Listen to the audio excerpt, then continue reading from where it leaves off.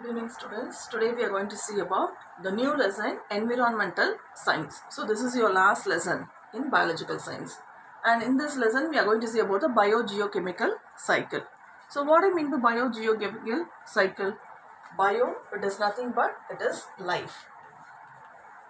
Geo, it is nothing but earth.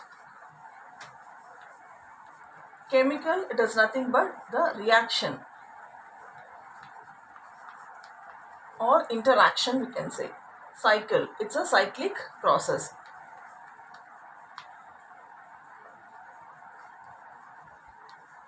Okay, so this is the definition for this biogeochemical cycle. Actually, all the living being always they are the superior, but even though they always depend on the non-living factor. Earth, it is nothing but soil. So earth means it is nothing but air, water, soil,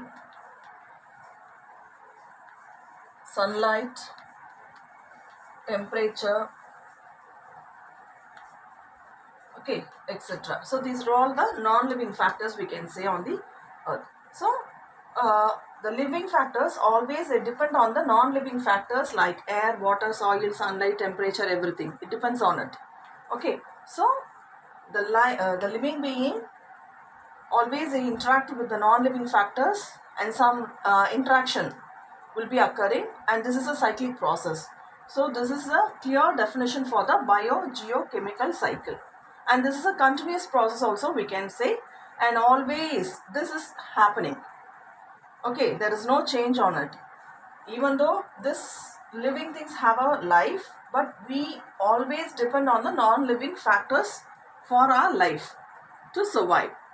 Can you understand, students? So this is a clear definition for the biogeochemical cycle. Next we are going to say about the biosphere. The biogeochemical cycle, in that we all are staying on the biosphere. So biosphere is nothing but the place where the life is being present. Okay. So this biosphere is of two types. One is biotic factor and another one is abiotic factor. What do you mean by biotic factor? Bio means life. Abio means non-living things. So bio means it is nothing but living things or life. Okay. Can you give some example for the living things? It's nothing but plants, animals,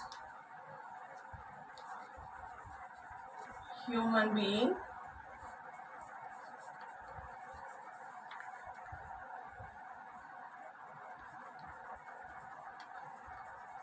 microorganisms. So these are all the example for the living factors or biotic factors we can say. These biotic factors are also called as living things. Abiotic factors are also called as non-living things. Okay, so these are all the example for the living factors: plants, animals, human being and microorganism. Non-living factors, if you see, example as I told you already about this, that is sunlight, air, water, soil, climate or temperature. Okay, so and so many are there. So these are all the example for the abiotic factors. Clear, children? Next we are going to say about the water cycle. Actually this geochemical cycle, it consists of three important cycle. We are going to see in this lesson. The first one is the water cycle, and the second one is the nitrogen cycle, and the third one is the carbon cycle.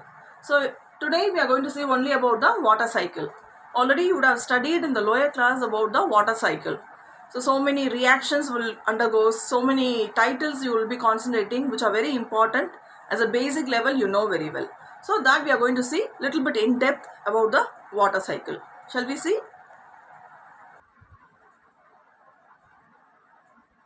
So if you see in this topic, we are going to see about so many subtitles like evaporation, condensation, percolation, infiltration, runoff, precipitation, and then transpiration, sublimation. So some important topics we are going to see in this cycle. So in the water cycle, this water cycle is also called as hydrological cycle. It's another name for the water cycle. And this water cycle is a continuous movement of water on the earth. So water is an essential element on the earth. So the circulation, it will take place on the earth. So that is the thing. Continuous movement of water on the earth is the mean for that.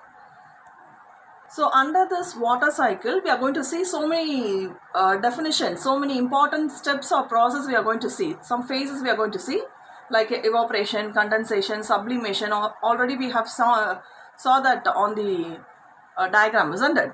So in the flow chart, water cycle flow chart we have seen. So all those definitions we are going to see clearly now. So in this first, we are going to see about the evaporation. So evaporation is nothing but changing of water into water vapor on sun's heat. On heating, the water will be converted into water vapor is called as evaporation. So you just imagine these process on the seashore. Okay, on the sea you can imagine. Next one is sublimation. So sublimation is nothing but, especially in the ice cap, this process will take place. So usually you know the basic thing, the solid will be converted into liquid and liquid will be converted into gas.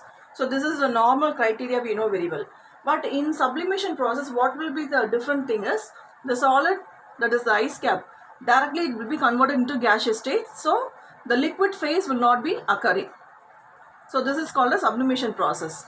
Example, ice cap. The ice cap is a solid and directly it will be converted into gaseous state. So this is sublimation process.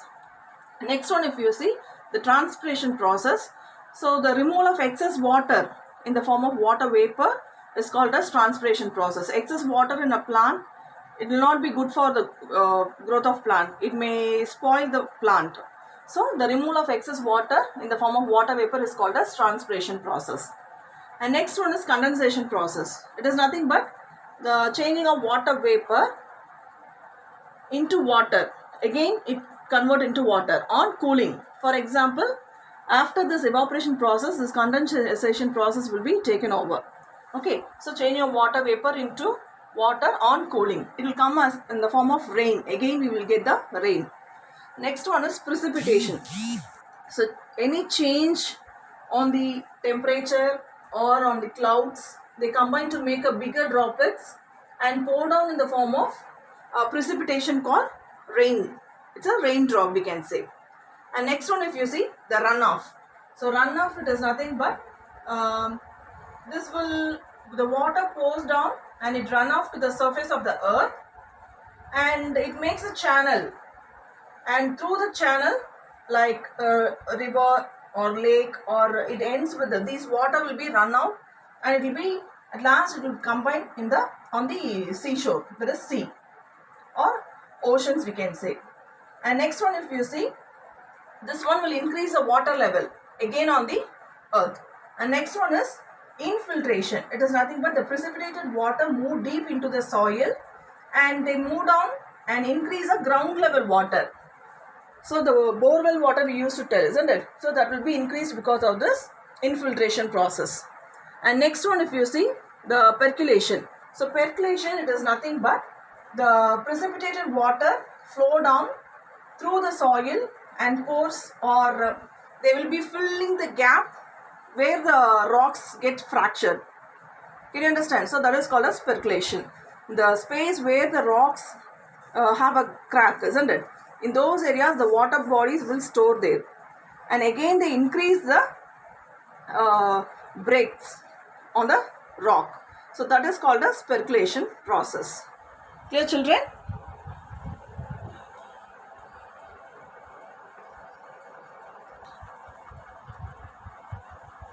Next question session. What do you know about the biogeochemical cycle and mention its important two factors with the neat examples.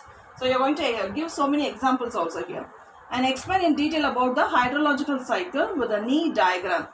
So and their definitions also you are going to explain. Clear children?